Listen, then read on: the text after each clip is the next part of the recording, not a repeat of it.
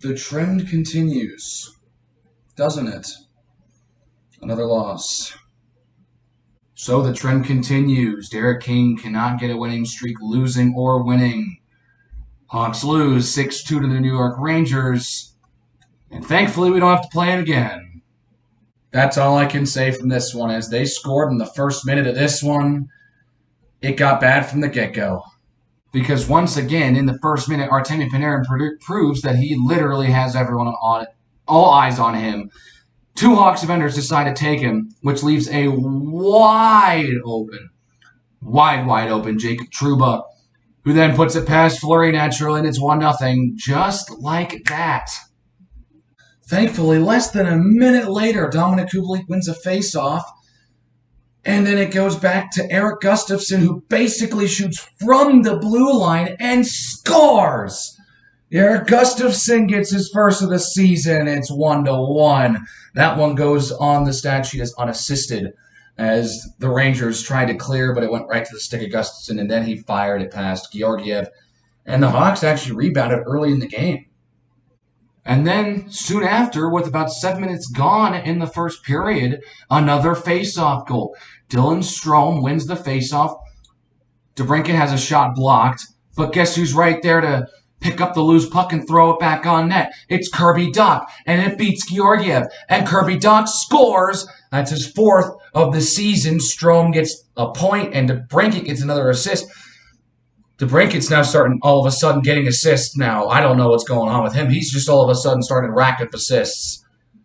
And that was about all the good that happened in this game, because from here, it's downhill all the way to the rest of the game, to the final word. Early in the second, again, the Rangers on the power play. And after some touch passing, the Hawks defense rears its ugly head again and decides, the puck's not in Artemi Panarin's hands. We're just gonna ignore him. We're gonna ignore him. And we're just gonna give it right to Artemi Panarin on a relatively lucky bounce. And again, the net's wide open, and this time we have Fleury in it, but he can't make that save. Panarin scores and ties the game at 2. It's Artemi Panarin. Artemi Panarin must be guarded at all times on the ice, regardless of where he's at, because we've now gotten killed twice in the last 2 games from the same exact spot, pretty much, on a pretty lucky bounce that ends up finding Artemi Panarin wide open with half the cage open. For the rest of the period, Georgiev and Fleury traded saves. Both of them had some fantastic saves. Georgiev a beautiful one-hander on a Hawks power play, and Fleury went post-to-post on one late in the period. The end of the period comes around, and it's 2-2 going into the third. So the Hawks haven't quite fallen apart just yet. That would come in the third period. Early in the third period, about 5 minutes in, the Rangers are again on the power play. Hawks could not stop the power play, it seems, because you know what? Panarin gets it back for Fox, who then just throws it on net. And Chris Kreider decides to get a really good tip, and it goes right through the 5-hole of Fleury. It's 3-2 Rangers, and they would not give up this lead.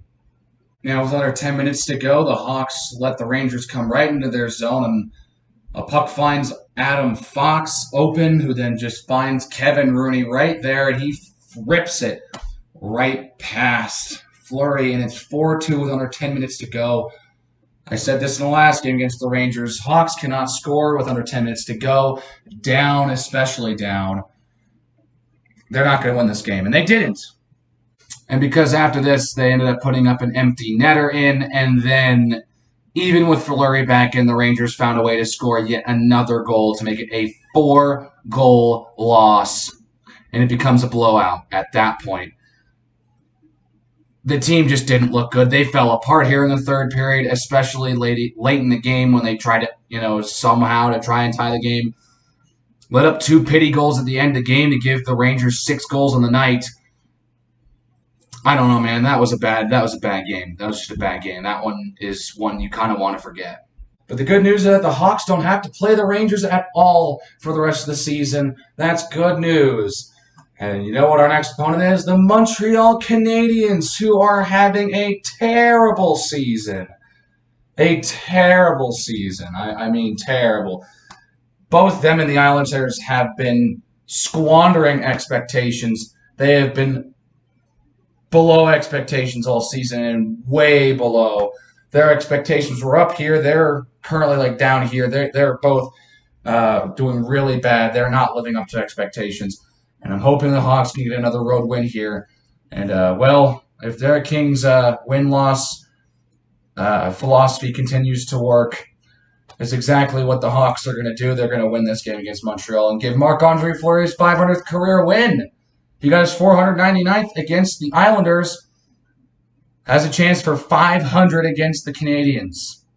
Well, I mean, here's to hopefully getting it, am I right? That's going to do it for this one. If you liked it, make sure you hit the like button, hit the subscribe button if you want to see more content. And I'll see you guys next time.